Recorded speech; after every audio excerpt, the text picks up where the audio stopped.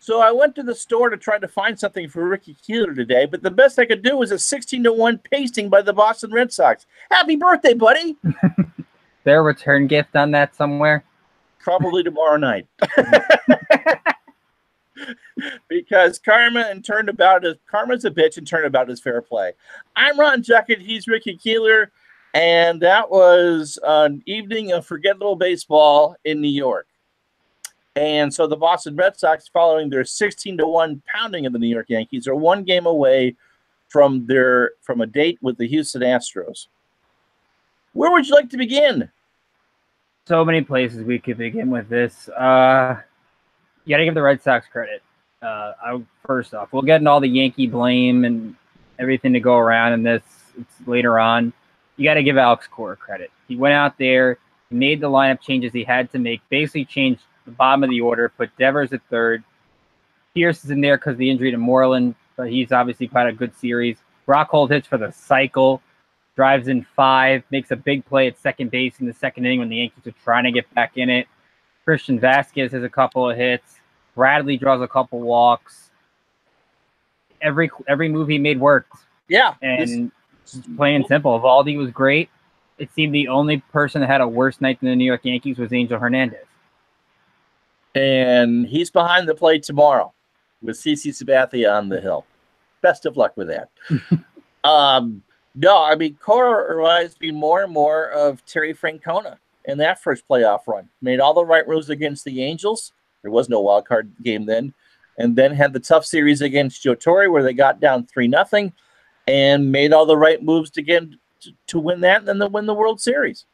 Aaron Boone hesitated tonight. He left in Severino too long. When Lance Lynn took a tumble off that wet mound, he didn't yank him right away. I think that probably was, you guys were in trouble at that point, but that really was the rotten cherry on top of the sundae, I think, for the Yankees was, you got to realize that once a pitcher falls, it's probably time to get him out of there. And, it just kind of maybe in the best case scenario for the Yankees, it's just best to get the Heimlich maneuver done and out of the way and forget about it. You win tomorrow, you're playing Thursday in Boston. Doesn't matter if it was 16-1 tonight or 4-3 and 15. The difference, I think, between the two guys, Cora's not afraid to say what's on his mind. I mean, you mentioned he called out his team after game 2, and then he goes out yesterday. If Anthony Tacoma, I think Emily.com had it. How do you think Eovaldi would do? 7 innings, 1 run, 2 hits. What does Eovaldi do? 7 innings, 1 run, 5 hits. Cora talks about it. Basically, he says the right things. He talks a big game and he backs it up. Aaron Boone doesn't talk a big game. Aaron Boone basically does what the Yankees want him to do. He doesn't make any controversial comments to the media, which can work, especially when you're dealing with guys like Gary Sanchez. But after a game like this, if Aaron Boone doesn't come out and say something to fire up his team in the media, something's wrong. Because that's a game that they need to be all called out on the carpet. Judge is playing New York after game 2, which now looks even worse. And then you have a case tonight where Aaron Boone's asleep at the wheel. I understand that Sabathia is pitching game 4, and he's probably not going to give you more than 4 innings. You have a game to win. You had a game where you could have had somebody warming up in the 3rd inning when that game was getting out of hand. He did not. He warmed Lance Lynn up twice when he's a starter. You warm him up a second time. He's not as effective the first time, so Lynn should have came in an inning earlier. And then he puts in Chad Green when the game's out of reach. And now you don't have Chad Green tomorrow. You're basically, if CC's coming out, probably putting in Robertson or Betances for 2 to 3 innings. So really, Boone put his team behind an 8 ball. But he's worried about a game tomorrow when he should have worried about a game today. Well, yeah, I mean, I'll get to the chat and then I'll get to my point. Chris Lacey, our old buddy from District on Deck, says it's Brocktober. Severino should have been taken out earlier. He asks, and I'll ask you this, why go to Lynn when presumably better relievers were available? Because I think he's got to put his better relievers in for game 4. He's got to have his better relievers in for Sabathia, just because CC is not a given. You were hoping to get something from Severino if he could have somehow got out of the 4th. I thought the second that 3rd inning was over, he should have been done. Boone made a complete mistake. He tried to stretch Severino an extra inning in the wild card game, and Betances bailed him out there. He doesn't have a feel of when to take out starters. It's the same problem he had in the regular season, and it has not improved in October. And that's just a fatal flaw in the postseason because starting pitching. If the Yankees season ends, they have an issue with Severino. They do. Because he's your ace, and he had a great first half. Was terrible in the second half. Nobody knows why. He had a okay wild card game because people ignore the fact that he did walk 4 guys in 4 innings and really got bailed out by the A's in that game. Tanaka's been established ace, but the Yankees need a frontline guy this winter. I don't know how they're going to find it when the best free agent is Patrick Corbin, but they're going to have to find it somewhere. They couldn't find it this trade deadline, and they're still looking for it. So you're assuming that Kershaw's not going to opt out? And even if he does, I think Kershaw's either going back to L.A. or I don't think the Yankees will pay him with his back problems. Tank ODX 12 Gaming. Hello to you. That's the first time I've talked with you. They know they are gonna need the better relievers for tomorrow, and CC won't be able to go as long. And Chris says that's not Boonstall to call out the team. Green should have been in there instead of Lynn, and that's bad managing. To go for tomorrow in Game 3 was crucial. I thought that all the momentum was with New York coming home. I agree with that. They got to Price early. Price had the worst possible start you could possibly have at Fenway, and you saw a lot of that bullpen. But Joe Kelly might have saved the series with the fact that he didn't pitch. He kept the team in the game, and so you didn't have to go through 7-8 relievers. You didn't have to, because it was over, you didn't have to see Kimbrel. So the Red Sox now have everyone pretty much fresh for tomorrow night that you want to see. Ron Darling made the point in the game, and Ron Darling didn't make a lot of good points in these first 3 games, that while the Red Sox have Kimbrel, the Yankees have the equivalent of 4. But still, you got to get 5 innings from somebody.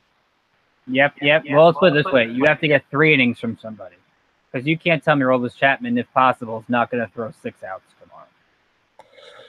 Right, because there's a day off between Game 4 and a potential Game 5. Now, the Red Sox did everything right. Alex Cora changed around the lineup. He pretty much called out his team. You talked about what happened. Jackie Bradley Jr. drew some walks. Brock Holt hit for the cycle, for goodness sake. And he made a game-saving play in the second inning. The Yankees are starting to come back in that game. Was it second or third inning, where Holt makes the diving play, I think, to take a base hit away from Gardner.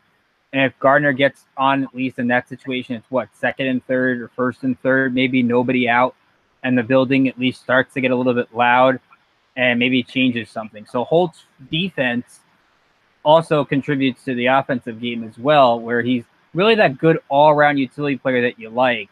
And that's a guy, the difference between these 2 lineups is the Red Sox know how to put rallies together, they piece singles together, they do basically all the little things well.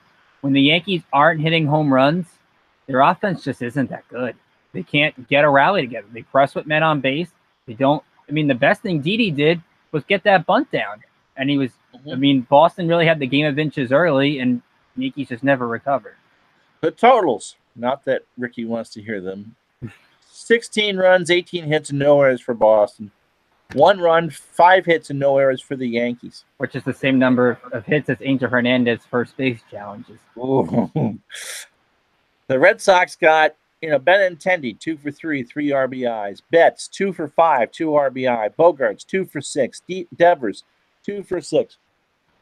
Holt, the Brock star, 4 for 6, 5 RBI, hit for the cycle, scored 3 times. Christian Vasquez went 2 for 6, for goodness sakes. And Jackie Bradley walked twice and scored twice. You had talked about Stanton having a bad postseason. He did go 2 for 4 tonight. I guess that's your bright spot. There's not many. I guess that would be the lone bright spot. And it's between that, Austin Romine throwing 91 miles an hour before giving up the Brock Holt home run. I was kind of somewhat impressed by that, unless TBS's radar gun is broken. I felt terrible for Stephen Tarpley, who had a good September, earned a spot on the roster, and basically got embarrassed where he couldn't find the plate. And the Red Sox were purposely not trying to score until they absolutely felt bad that they had to score. I think that is a tough spot for him to be in. Not much else to really be excited about. I mean, Brian HookMLB.com has the quote from Boone saying he wanted to get Severino completing 4 innings, they just couldn't stop the bleeding. That's not a good explanation for me. No, that's not reading a room. That your job as a player is to know your players. That's not knowing your players. Well, it's also a different. That's not the mindset you want in the postseason. You're playing fast-paced chess, where moves matter. I mean, we've watched the best of the managers of the game get overwhelmed by the stress. I mean, you want to look at bad managing? Look at Joe Madden in Game 7 of the 2016 World Series. They won anyway. That happens under this circumstances. You got to win this game. You had all the momentum on your side. You had the crowd on your side. I mean, that was a loud crowd at Yankee Stadium tonight, and they were gone by the end of the game. It was Red Sox fans and people who would enjoy too many $25 beers that hadn't woken up. Chris asks, does this outing prove that Severino isn't a big game pitcher? Well, he had the good game in the wild card game. He only threw 4 innings though in the wild card game. Right. I would say maybe because I wouldn't say that proves much of anything. He, I think, was a victim of a field that really wasn't in great shape early on. It wasn't optimum conditions, and that missed. Which Boone did say nothing was different from the workout routine. I know it was something you brought up to me that he didn't start his workout routine until 7:32. Apparently, about 9 o'clock tonight. Started making the rounds on Twitter that his warm up started at 7:32. First pitch was at 7:41, probably because of to let him go extra time, and so that certainly isn't great preparation there. What do you normally do? 15, 20 minutes of stretching and warm-ups and that. But you know you're going to start. It wasn't like he got to the locker at 7 o'clock and found the ball in his shoe, or this isn't the days of Casey Stengel. Why wasn't he out there when he was supposed to do his normal prep work? That remains to be seen. But I'll answer Chris's question that I don't know if it proves he's not a big game pitcher, because remember, you've got Kershaw gets like X amount of starts to prove that. Severino's only pitches is his 5th or 6th postseason game. I don't have the number offhand, so I could be off by a start or two. He has time to change that. I mean, he's still in his early 20s or mid-20s, so he can prove that. But it does give the Yankees a lot of questions because Tanaka really has proven he can pitch. They don't really have much else that has proven they can pitch on this stage because CC's a free agent at the end of the year. Hap's a free agent at the end of the year, and it's not like Hap exactly showed up because I mean, you can make the argument if J. Happ was better in Game 1, he's getting the ball in 3 days rest tomorrow, and Sabathia is pitching out of the bullpen. So, any chance that we see Happ tomorrow? If CC's out by before the 4th, yes. I think the game plan for the Yankees is CC gets you 4, Betances gets you 2, Robertson gets you 1, or Robertson and Britton, whatever you want to. Maybe you say somehow Betances / Robertson for 2, Britton for 1, Chapman for 2. Tanko DX12 Gaming says, when the Yankees bats can't cover up their pitching, it's going to be tough for them to take these next 2 games, especially with no momentum. And Chris Sale looming in Game 5. Chris Sale looming in Game 5, right. And Porcello tomorrow. That's what we talked about the other day, that the Yankees, for some reason, Eovaldi and Porcello, they work quick. They throw strikes. I mean, Eovaldi, I saw a stat line. I think it was like 20 of 25 first pitch strikes. You throw strike 1, good things happen. And this Yankee lineup just hasn't really had the – I mean, Gardner can put together good at-bats. By the way, the Yankees need Aaron Hicks in Game 4. I mean, Gardner does a lot of good things. He can work at-bats. He can get on base with walks. You need Aaron Hicks' power, and you need his defense in the lineup. And I know Boone, again, is trying to hold Aaron Hicks back as long as he can. Aaron Hicks has to play tomorrow. Unless that hamstring is bad. And if that hamstring is bad, then Aaron Hicks has to come off the roster. You only had 4 at-bats with runners in scoring position, and you went 0 for 4. Which I don't have the number in front of me, but I guarantee that runners in scoring position stat in this series is not good. What are they like? What it is overall? It was, 2 for 10 in your win. Mm-hmm. Because you asked me on Saturday night what the case was for that. So yeah, your last two games, you're 2 for 14, which that's hitting 143. The Red Sox went 9 for 20 tonight. The magic numbers 20. They had 20 at bats with runners in scoring position. And hit almost 500. And hit 450. Yep. Brock Holt had 4 2-out RBI. Which the Yankees hadn't given up a 2-out RBI in the playoffs before tonight, by the way. Which give credit. Betts and Benintendi, we also said the other night, had to have big games. Both had big games. Both were aggressive. Benintendi's double down the line with basically doubles, basically the backbreaker. What's a triple? It was a double or triple. It was a double. I've lost track of watching all the Red Sox run around the bases like that Bugs Bunny cartoon. Yeah, that's what it felt like after a while. So Eovaldi, as you said, 7 innings, 5 hits, a run. It was earned. He walked nobody, which is amazing, and 5 strikeouts, 97 strikes and 72 pitches. To borrow a line from our old Hans, that's almost immaculate. And then Heath Hembree, who didn't even make the initial postseason roster, throws a clean 8th. 15 pitches and 10 strikes, and Rodriguez goes the 9th. Severino, 70 pitches over 3 innings, 7 hits, 6 runs, all earned. He walked 2 and struck out 2, so 9 base runners in 3 innings. Now, you can't do that. You can't do that. In fact, there wasn't a Yankee reliever who didn't allow a run. Yeah, that's a sad part. Austin Romine doesn't have the highest ERA though. What'd you think of that move? You had to do it. You could not keep Tarpley out there too long. Like I mentioned before, his playoff debut was just not what you wanted it to be. He just almost hit Bradley, I think, on back-to-back pitches. The command's all over the place. He threw one that hit off the backstop and ricocheted toward third base. You have to wave the white flag. I think Anderson had Brian Anderson doesn't telecast. Like if both managers could call it right now, they would. Yeah, this was a little. This should have been a Little League Mercy Rule game, you know. But we were talking about it before. I think obviously had more recollection than I do because I was only trying to turn 26 today, so I was 12 when this happened. Does it have that 19-8 feel from 04? Well, you know, the biggest difference between the two series were that it was 19-8 and it was the 3rd straight loss, and they're looking at getting swept at home. You know, the Yankees at least have won game 2. It's close. It's absolutely close. Which makes me, you know, the wonderful thing about baseball, or the terrible thing about baseball, is you can just kind of forget it after it's one bad game, and it's New York, so it'll be magnified. But you can go out tomorrow. My cat is going to get in the camera here. And there you go, Em. You know, they could go out tomorrow and win 8-0. You know, the Yankees could win 8-0, and it all could be forgotten. All right, so Chris has some questions. If the Yankees lose, does Boone get most of the blame? Hard not to say yes. That it shouldn't be that way because, again, the first-year manager won 100 games, but Joe Girardi got this team to an ALCS last year.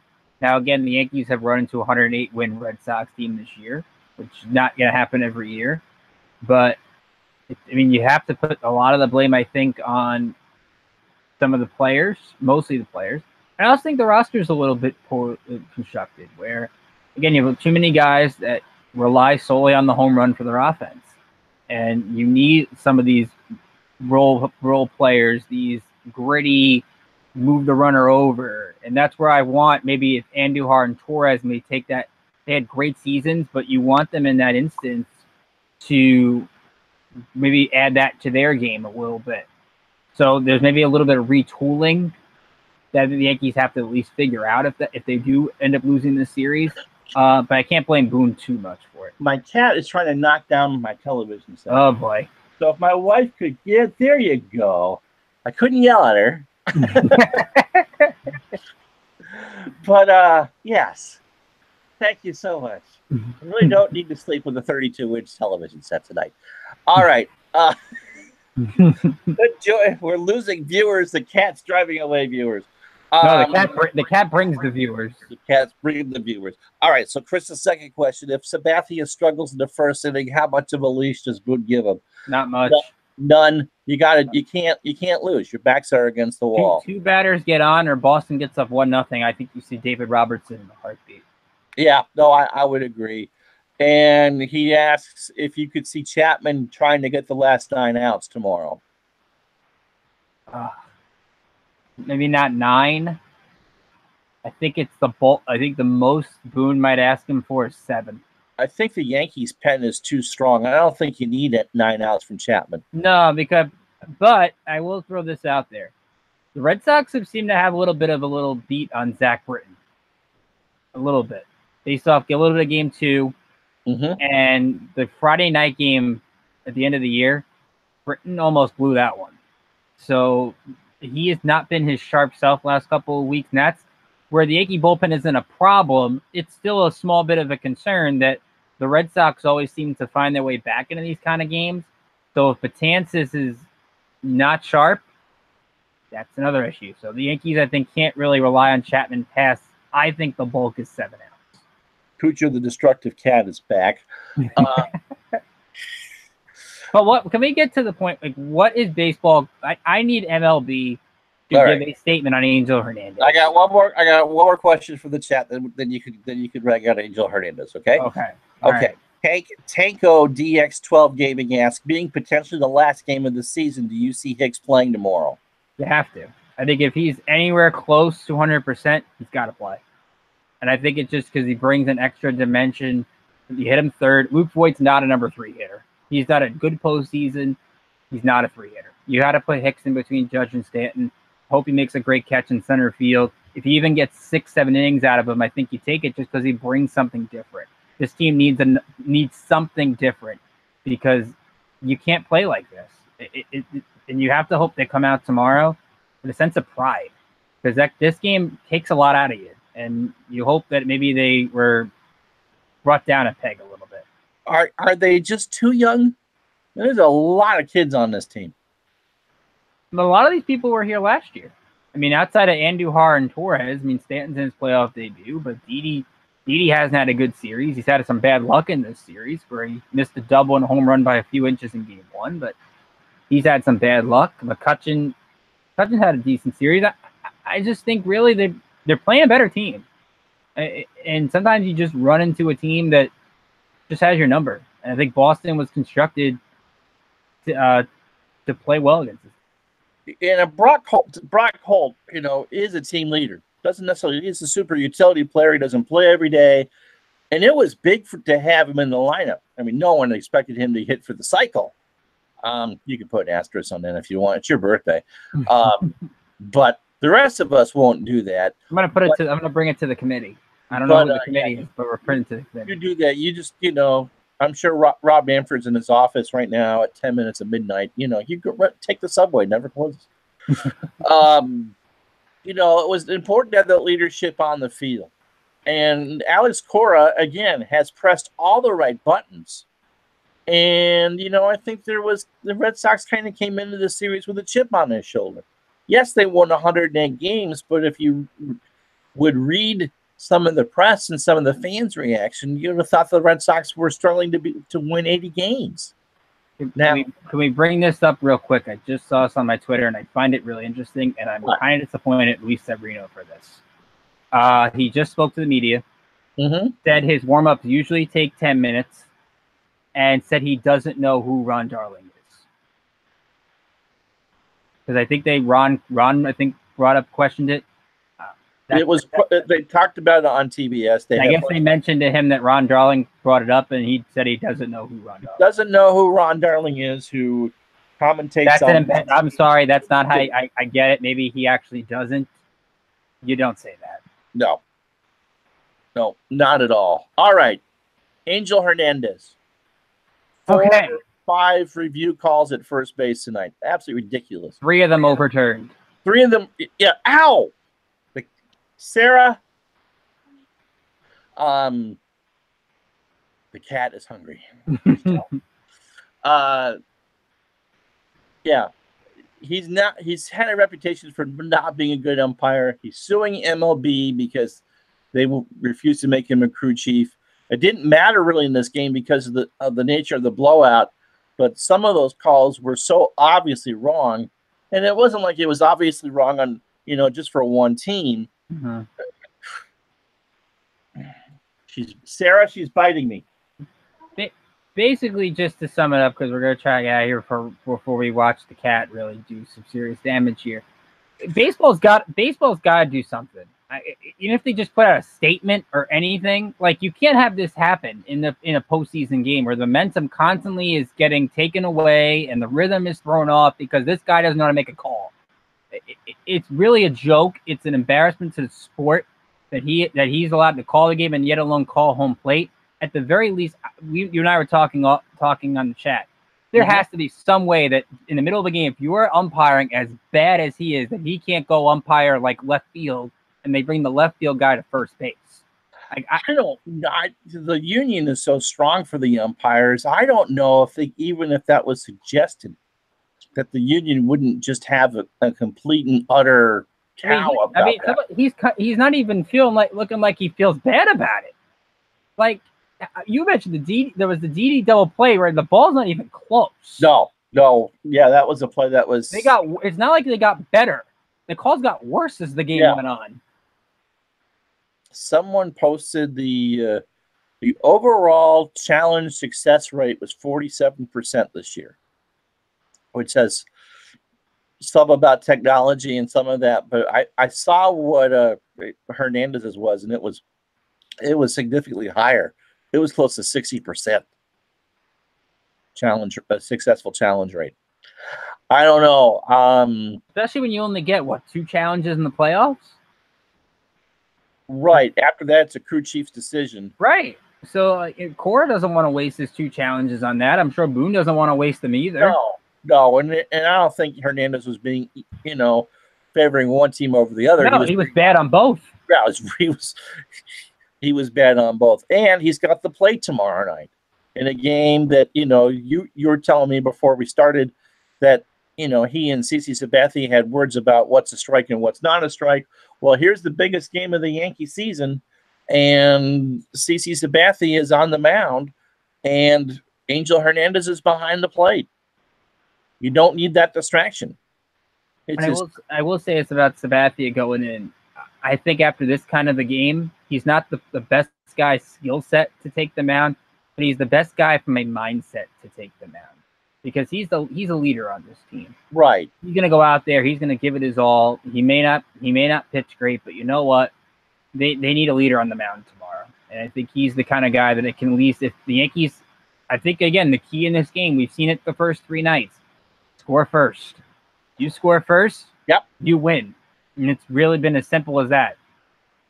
Absolutely. Absolutely. And especially Yankee Stadium with the crowd there. I mean, they talk about the new place being kind of like a mausoleum and it's too quiet. That was not the case the first 3 innings tonight or during the wild card game. That place was as loud as the old place. Yeah, they cheered David Price. Which, by the way, if you're David Price, get used to the pine. If Alex Cora is not using you in 16-1, you're never going to be used. Yeah, well, they will probably, if the Red Sox move on, I would think start Eduardo Rodriguez over David Price. I would think so. I mean, they're going to do everything he can to try to get him to opt out, and he still won't opt out. Not with that salary. Okay, so one last question. Chris asks again, if Hicks could have played tonight, do you think he would have? He was available to pinch hit as well. He felt better than Game 2. The television people said. If he felt better than Game 2 and he was a bench option in Game 2, it's a little surprising he didn't play today. But because of the field and because it got out of hand early. Right. And Gardner, again, if the Yankees didn't have a better backup option than Brett Gardner, Hicks might have a better shot at playing. Because Gardner is another one of those leaders that can play good defense in center field. He can put a good at-bat together at the bottom of the order. The Yankees' outfield depth was bad in the second half, but at least now the rosters are somewhat shortened, that Gardner being your only outfield bat left, it's not horrible to play him because he's not going to do something dumb in the field that costs you a run. All right. The cat's been barricaded out of the bedroom. So let me take a quick minute to ask you about, this is the last series. Everything else is done. Your quick thoughts on the Dodgers and Brewers. Well, to me, I think the edge goes to the Dodgers because you look at, they have the experience. Their bench could field a whole National League team and probably win about 75 games. And I think the fact that Milwaukee doesn't really have that ace pitcher, like they don't have that guy, like if I get down 2-1, I can't hand the ball to a Kershaw, a Ryu who pitched well. Rich Hill was good for 4+ innings today. They don't have that guy. Yeah. Like Milwaukee, like I'm not going to say here, Gio Gonzalez, take the ball down 2-1 and win me a game. I don't know if their bullpen is great. I don't know if it can hold up over 7 games. I just think the Dodgers, over the last couple weeks, they've seemed to find a new hero every game, whether it's Peterson, whether it's Freese, whether it's Machado, Muncy, Puig. They almost won the game last night when they were down 5-0. Yeah, Puig's had a good series. Roberts has, I think, all the pieces in place. He's got a good bullpen with Madsen, Maeda, Jansen. He can go for 6 outs if he needs it. I think right now, I think LA wins in 6. The important thing is they now get a full thing of rest. They don't play again until Friday. Does Kershaw throw game 1 Friday? He didn't throw Kershaw game 1 against the Braves, which is kind of surprising. No, I don't know. He may not. He may not. I don't know. He's got a couple days to think about it. And I think, Milwaukee, swept Colorado in one of those games. They went with the opener. He threw the 9 batters and got them all out. So pitching, I think, definitely favors the Dodgers. And I think you and I both agree quickly on the other series. The Astros are beating whoever wins. Oh, I think so. Yeah. They're just too, I mean, I feel for Cleveland. I think they'd had a better shot against either of these two teams. The Astros pitching is too good. Their offense is too good. They barely have had to get any stress innings from their bullpen. To me, they're in line to get back to the World Series. They're just too deep. Yeah, because whoever faces Houston, it's Verlander in game 1. It's Verlander, Cole, Keuchel, and Charlie Morton hasn't thrown yet. That's right. When you're throwing Dallas Keuchel into game 3, you're deep. You can leave Charlie Morton to not pitch in the DS, and now he can come out of the bullpen maybe in the CS and throw 97, 98. Right. And you have McCullers and Brad Peacock from last year. Yeah. Good luck. Yeah, your World Series hero from Game 7 last year didn't pitch in the LDS. Yeah. The Dodgers have named. Chris says the Dodgers have named Kershaw the game 1 starter. Okay. Which is a surprise. All right, and of course, since we can talk about other sports, congratulations to Drew Brees for breaking the record for most yardage in a career. I guess the Saints pounded the Redskins tonight on Monday Night Football. Yeah. Okay. Arizona Fall League tomorrow for all you minor league fans out there. So you're watching those, right? We do have somebody at Pinstripe Prospects covering Arizona Fall League, so you can get updates from him. I don't have the name in front of me, which I did. But you can go to at Pinstripe Pros on Twitter. It's there. Yankees don't really have that great prospect, but you never know who shines in the Fall League. So some of those games are on TV or online, even at MLB.com. So I know there's going to be a lot of good elite talent from other teams too. So it's always fun to see the future guys. You never know who shines and makes an impact in next spring for somebody. Exactly. All right. Well, that'll do it for us tonight. We will talk to you tomorrow night. Ricky's already told you about Pinstripe Prospects. You can follow him on Twitter at Rickinator55. 5? 5. 3 5. 3 5s. 5 cubed. And I'm Ron Juckett. We'll be with you tomorrow. I got a football game for you tomorrow. It'll be in Week 6 action of the 1978 season, the Philadelphia Eagles and New England Patriots. And then Ricky and I will talk to you tomorrow. What's the first pitch? 7:40 or 8:07? I think it's 8:07. So we'll talk to you sometime early Wednesday morning. So we're probably with the shoe on the other foot with how the Red Sox blew this and how Aaron Boone saved his reputation. But Game 4 is tomorrow. It's going to be Rick Porcello and CC Sabathia, and we'll talk about it tomorrow night. For Ricky, I'm Ron. Hope he had a good birthday despite the game. We'll talk to you tomorrow. Good night. Hey, everybody.